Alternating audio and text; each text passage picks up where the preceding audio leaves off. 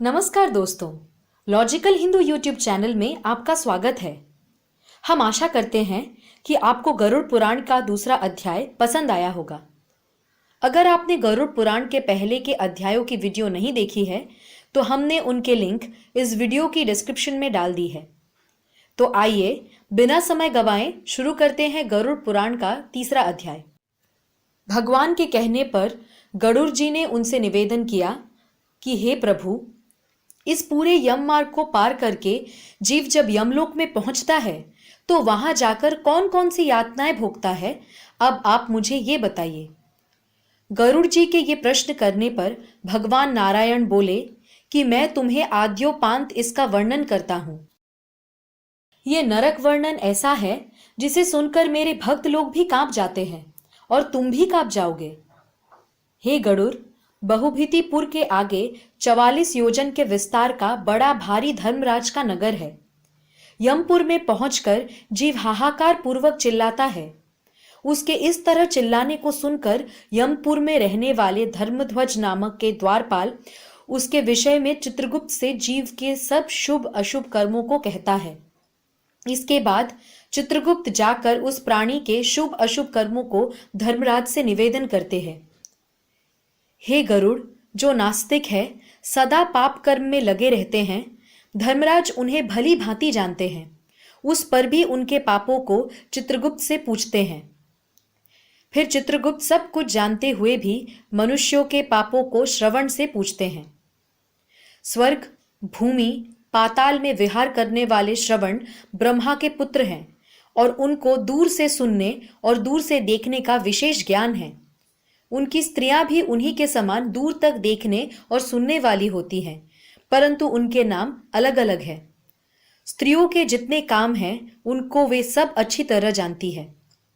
वे सब श्रवण, श्रावणी, मनुष्यों के छिपे हुए कर्मों, प्रकट किए कर्मों, कही हुई बातों तथा व्यवहार और किए हुए कार्यों के तत्व को जानते हैं। वे सब उसी तरह चित्रगुप्त से कह देते हैं। धर्मराज के दूत मनुष्यों के मन, वचन और शरीर से किए शुभ अशुभ संपूर्ण कर्मों को भली भांति जानते हैं। सत्य बोलने वाले श्रवण लोग मनुष्य और देवताओं के सभी कर्मों को जानने की शक्ति रखते हैं, अतः ये सबकी बातें धर्मराज से कह देते हैं। किंतु व्रत, दान तथा सत्य आदि व्यवहारों से जो भक्त मनुष्य उनको प्रसन्न करते हैं, उनके लिए वे स्वर्ग और मोक्ष को देने वाले हैं। वे सत्यवादी श्रवण पापियों के पाप कर्म को जानकर धर्मराज के सामने कहकर पापियों के लिए दुखदायी होते हैं। सूर्य, चंद्रमा, वायु, अग्नि, आकाश, भूमि, जल, हृदय, आत्मा, यम, दिन, रात्रि, दोनों काल की संध्या और धर्म के मनुष्यों के आचरण को जानने वाले हैं। धर्मराज चित्रगुप्त, यमराज श्रवण और सूर्य आदि देवता हैं। ये शरीर में रहकर सब प्रकार के पाप और पुण्य को देखते रहते हैं। इस प्रकार यमराज पापी मनुष्यों के पापों और दुर्गुणों को भली भांति जानकर उस पापी जीव को बुलाकर अपना भयंकर स्वरूप और प्रभाव दिखाते हैं।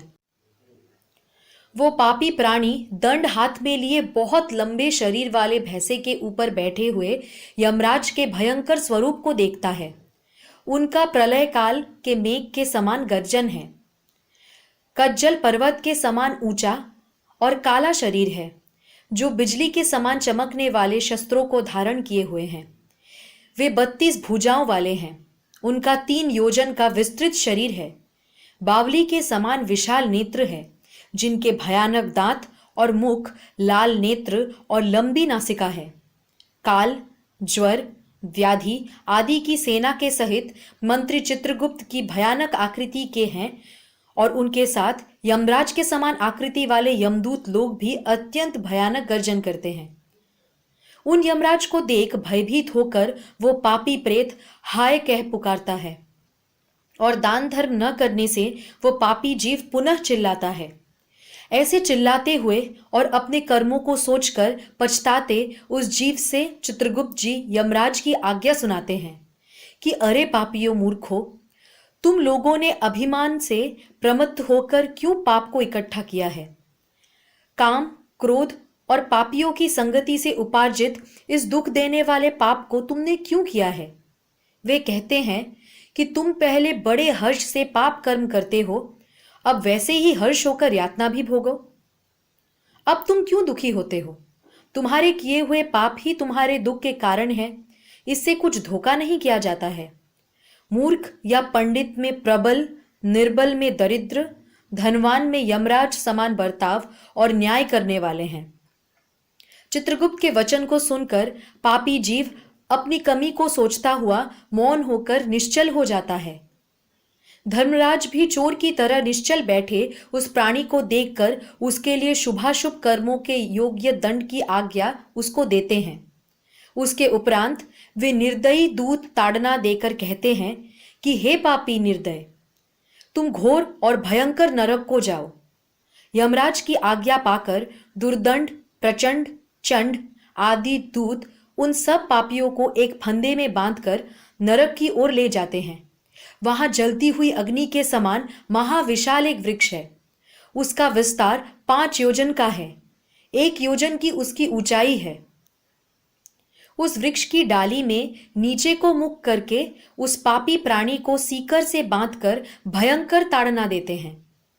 उस वृक्ष में बंधा हुआ जलता हुआ जीव रोता है, परंतु वहां उसकी रक्षा करने वाला कोई नहीं रहता। उस सेमल के वृक्ष में अनेक पापी लटके हुए यातना भोगते होते हैं और भूख प्यास से पीड़ित होते हुए यमदूतों द्वारा ताड़ित किए जाते हैं। सहायकहीन वे पापी दूतों से हाथ जोड़कर कहते हैं कि हे दूतों, हमारे अपराध को क्षमा करो। इस प्रकार कहने पर भी उन पापी प्राणियों को लोहे की लाठी, मुदगर, तोमर, गदा और भाला तथा मूसल आदि से यमदूत मारते हैं। मारने से जीव मूर्छित हो जाते हैं।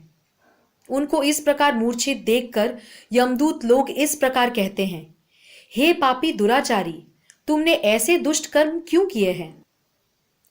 प्यासे को जल पिलाना, भूखे को अन्न देना आदि सरल काम तूने क्यों नहीं किया है? आधा ग्रास भी तूने कभी कुत्तों और कौवों को दान रूप में नहीं दिया है। न तो घर पर आए हुए अतिथि को सत्कार और न ही पितरों का तर्पण किया है।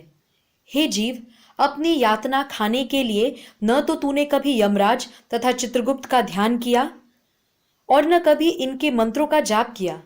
न तो तूने कोई तीर्थ किया, न देवताओं का पूजन किया। गृहस्थाश्रम में रहते हुए भी तूने कभी अन्नदान नहीं किया, जिससे तुझे इतनी यातना न भोगनी पड़े। न तो तूने साधुओं की सेवा की, इससे अपने कर्मों के फल को भोग, जिस कारण तूने अधर्म को संचित किया है, इसलिए यमराज की आज्ञा से दंड भोग। हरि भगवान ही अपराध के क्षमा करने वाले हैं, हम लोग तो उनकी आज्ञा से दंड देने वाले हैं। ऐसा कहकर वे निर्दयी होकर ताड़ना करते हैं। जलते हुए अंगार के सदृश ताड़ने से वे नीचे गिर जाते हैं।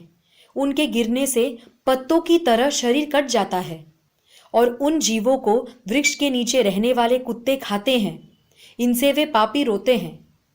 रोते हुए उस जीव के मुख में धूली भरकर रस्सियों में बांधकर मुदगरों से मारते हैं और शूलों से ताड़ना देते हैं। इसके बाद जैसे लकड़ी चीरी जाती है, वैसे किसी भी पापी को आरी से चीरकर 2 भाग किए जाते हैं।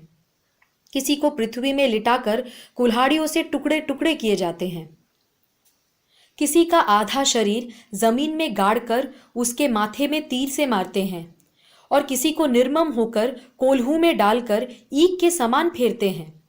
कुछ जीव जलते हुए अंगार सहित अधजली लकड़ियों को चारों ओर से इकट्ठा करके लोहे के गोले के समान तपाए जाते हैं। किसी को खौलते हुए घी के कड़ाह में, किसी को तप्त तेल के कड़ाह में डालकर पकौड़े के समान इधर उधर चलाया जाता है। किसी को मार्ग में मतवाले हाथी के आगे डाल दिया जाता है। कोई हाथ पांव बांधकर नीचे को लटकाए जाते हैं। कोई कुएं में गिराए जाते हैं, कोई पर्वत से गिराए जाते हैं, कोई कीड़ों के कुंड में डुबाए जाते हैं और कोई कीड़ों से कटवाए जाते हैं। उन सब जीवों के वज्र के समान कठोर चोंच वाले, मांस को चाहने वाले गिद्ध और कौवे आदि चोंचों से शरीर को नोचते हैं। आंखों में ठोंठ मारते तथा मुंह के मांस को चोंच से काटते हैं। कोई अपने ऋण को मांगता है। अब तुमको मैंने यमलोक में देखा है, तुमने मेरा धन खाया है। नरक में ऐसे झगड़ा करने वाले पापियों के मांस सिंडासी से काटकर यमदूत लोग उन मांगने वालों को देते हैं। यम के दूत इस प्रकार उन पापियों को दंड देकर यम की आज्ञा से अंधता, मिस्र आदि अनेक नरकों में डाल देते हैं। नरकों में तो अनेक प्रकार के दुख भोगने ही पड़ते हैं, परंतु उस सेमल वृक्ष के नीचे जो ताड़ना दी जाती है वो मुख से पूरी तरह वर्णित नहीं की जा सकती। हे गरुड़, 84 लाख नरक हैं। उनमें से अत्यंत घोर और कष्ट देने वाले 21 मुख्य हैं। उनके नाम ये है: महारौरव, तामिस्र, लोहशंकु, कुड़मल, शालमली, रौरव, कालसूत्रक, लोहितोद, पुतिमृत्तिक, संघात, सविश, संप्रतापन, महानिरय, काकोल, अविची, संजीवन, महापत, अंधता मिस्र, कुंभीपाक, संप्रतान, एकतपन।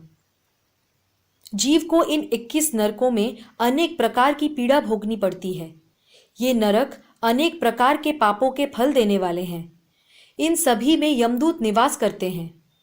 इन नरकों में पड़े अज्ञानी, पापी, अधर्मी उन नरकों की यातना को वर्षों तक भोगते हैं। तामिस्र, महापत, अंधता मिस्र और रौरवादिक जितने नरक हैं, उनका भोग स्त्री पुरुष के संभोग वाले पाप से भोगना पड़ता है। इस प्रकार कुटुंबियों का पालन करने वाले अलग होते हैं और कुटुंब का पालन न कर अपना पेट भरने वाले पापी इस लोक में कुटुंब और देह दोनों को छोड़कर परलोक में जाकर इस प्रकार यातना सहते हैं। इनका पाप का पूरा घड़ा भरा होता है और ये सब उसका फल भोगते हैं। सब प्रकार के दंड स्वरूप फल को भोगकर मनुष्य भोगने वाला शरीर यही छोड़कर द्रोह रूपी पाप का संबल लेकर अंधकार स्वरूप अंधतम नरक को जाते हैं। कुछ ऐसे हैं जो केवल अधर्म से ही कुटुंब पालने को तैयार रहते हैं। वे जीव घोर अंधकार के स्थान अंधता मिस्र नरक को जाते हैं। जिसको मनुष्य लोक में जन्म मिलता है वो पहले यातनाओं को भोग कर फिर पवित्र भूलोक में आता है। इस तरह यमलोक का ये स्वरूप अत्यंत भयानक है। दोस्तों, तो ये था गरुड़ पुराण का 3रा अध्याय।